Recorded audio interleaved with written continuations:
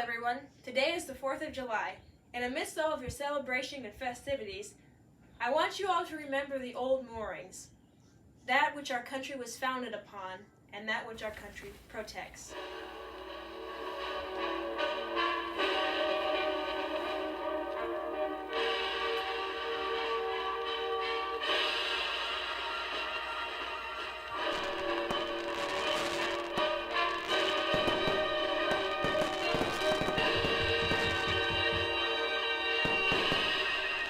The old moorings. In Jeremiah 6:16 we read, "Thus saith the Lord, stand ye in the ways, and see, and ask for the old paths, where is the good way, and walk therein, and ye shall find rest for your souls.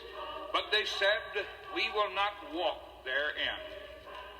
Many Americans are slipping fast from the old moorings which have given us stability over the years.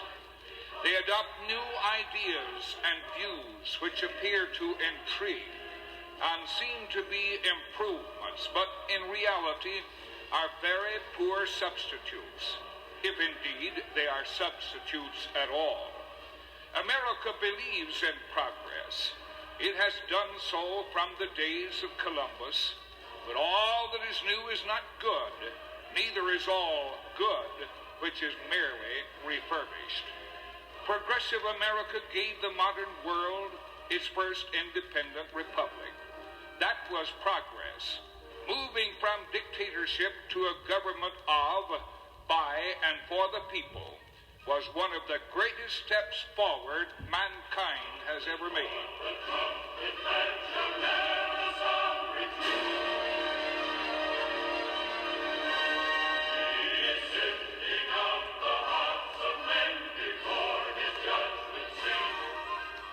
Patriots of 76 died to give this republic birth, and we honor them for it.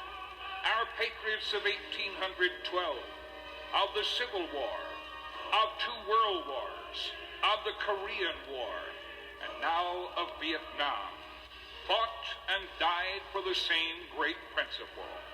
Freedom is worth whatever price we must pay for it. Understanding this led Patrick Henry to utter his immortal words, "Give me liberty or give me death."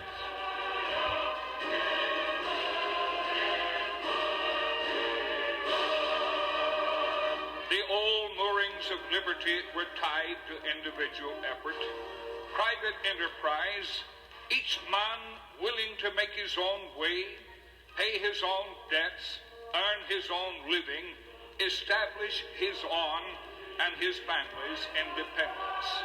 As we depart from those moorings, how are we affected? And what do we make of the sacrifices of all those who died to establish them?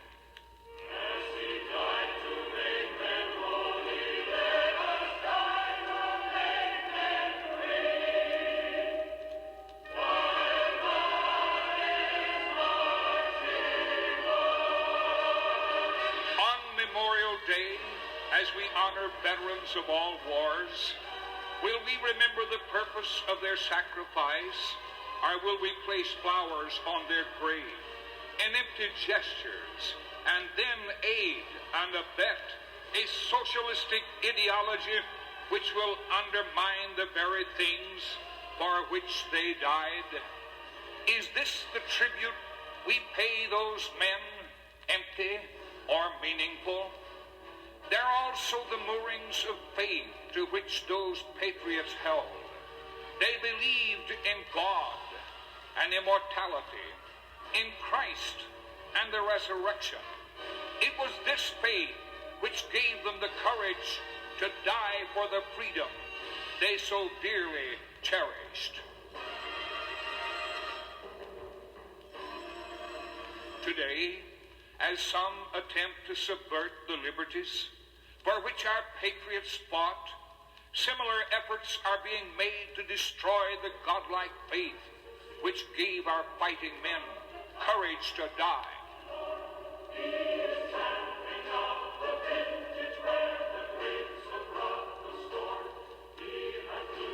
Faithful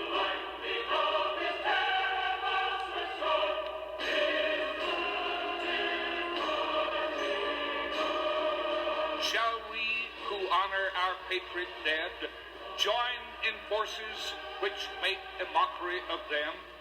Shall we give comfort and assistance to those who ridicule both their faith and their patriotic convictions? They fought for individual liberty and private enterprise. They died believing in God and a hereafter. They defended liberty because they wished us to enjoy it. They believed in God, hoping to meet us, their dear ones, in a hereafter free from enmity and strife.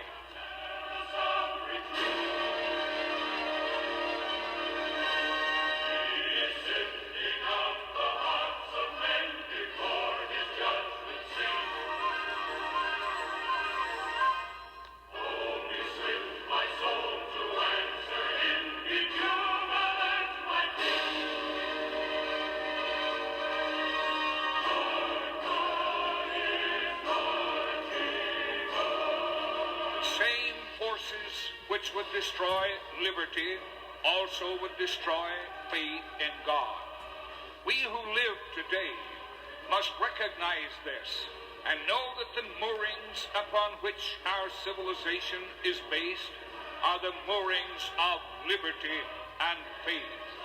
If we lose those moorings, we lose all, and allow ourselves to sink into the morass of slavery through dictatorship and atheism.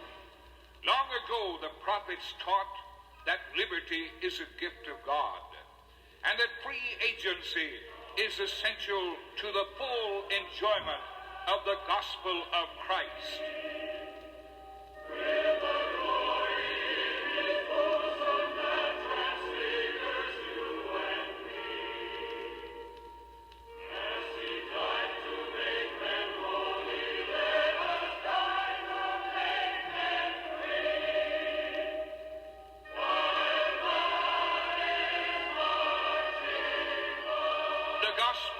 Liberty come from the same root source.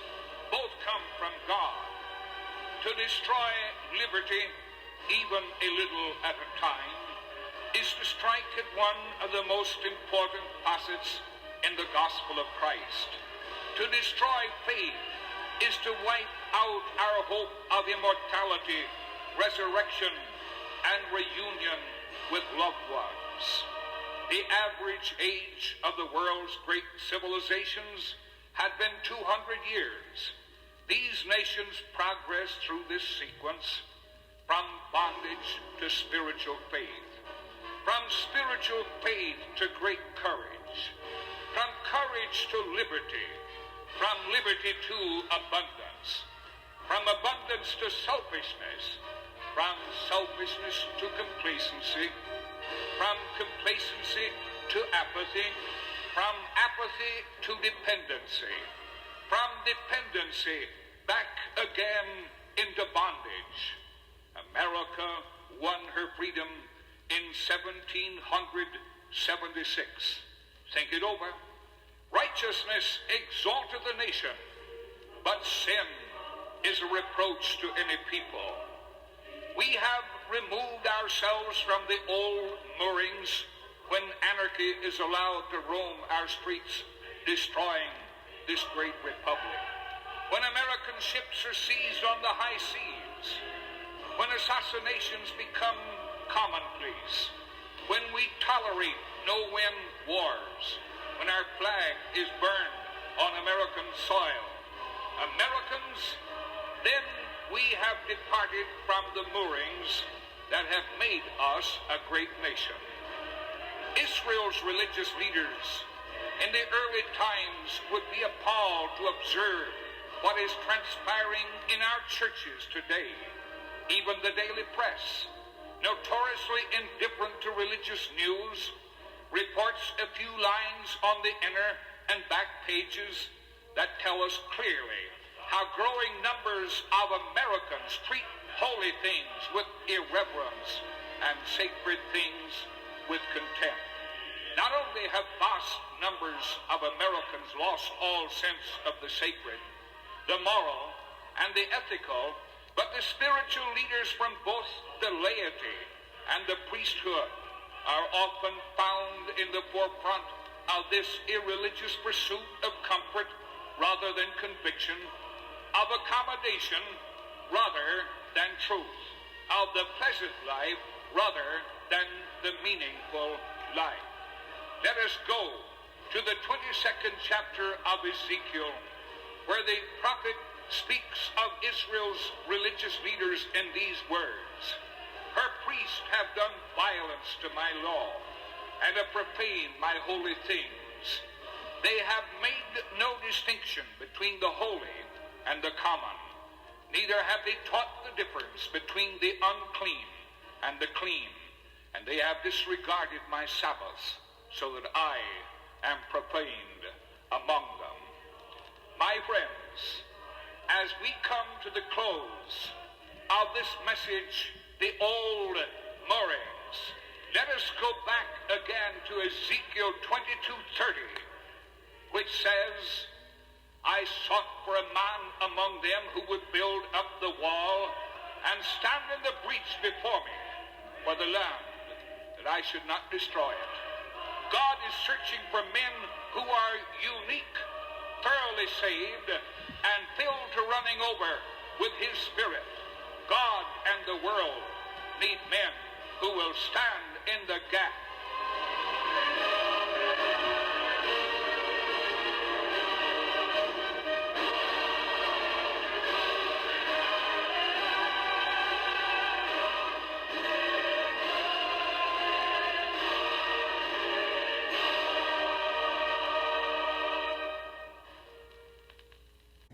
And one other thing I want you to think about before we go is, what if George Washington had sat back in his home and said, "This isn't my war, I'm not going to fight it. There's plenty of other people out there to do it for me, I'm not going to. I mean, what's the point? I'm just a little nothing on the earth." And what if the 56 signers of the Declaration of Independence, what if half of them, or even a quarter of them, said, "I'm not going to sign my death warrant, it's too dangerous. Besides, there's someone else who'll do it"? We would probably not be celebrating the 4th of July this day. Maybe we would have an Independence Day sometime, but it certainly probably wouldn't be today. Think of David. When he was a little boy, probably 8, 9, 10 years old, he slew Goliath, and when he was in his upper teens, he was leading armies for Saul and then running away from him. And Samuel, he was only a little boy whenever the Lord called him and told him, "Tell Eli," and began to prophesy through Samuel. And think of Moses. He was 80 years old whenever he led the children of Israel out of Egypt, and he was 120 before he died. So you're never too young, and you're never too old, because I don't think many of us are going to live to be 120 anymore. Anyway, no matter who you are, how old you are, you can always do something for our country. You can always help your country. Don't sit back in your home and say, "It's not my war, I'm not going to fight it." Stand up, stand against evil, and stand for your future children's generation and theirs in the years to come. Stand up for liberty. Stand up for the reason our country exists.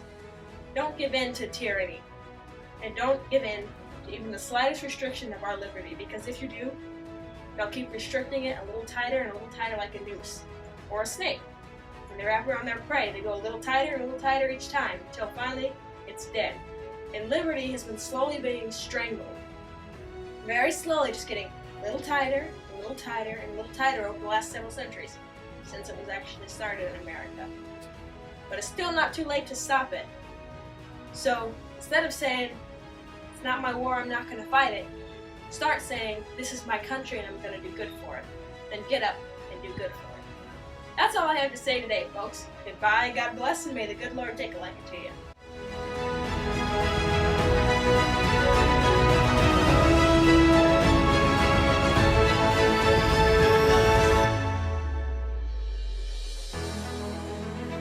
I believe this: if tomorrow all of us, every single one of us, gets out of bed and says, "This is my country and I'm going to do good for it," we'll make the greatest step forward since a pilgrim's foot found Plymouth Rock. Tomorrow, remember, this is my country and I'm going to do good for it. Just might work. We'll never know unless we give it a fair try. Oh yeah, and there's one other thing. I'll say tomorrow because I say it every day of my life. God bless America. Land that I love, stand beside her and guide her through the night with a light from above. From the mountains to the prairies, to the ocean, wide with foam. God bless America, my home, sweet home. God bless America,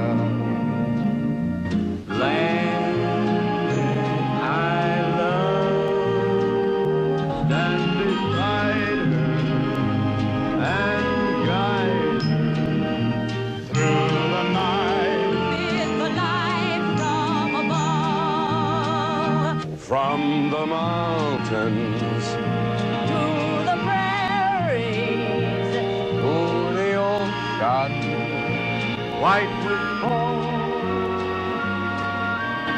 God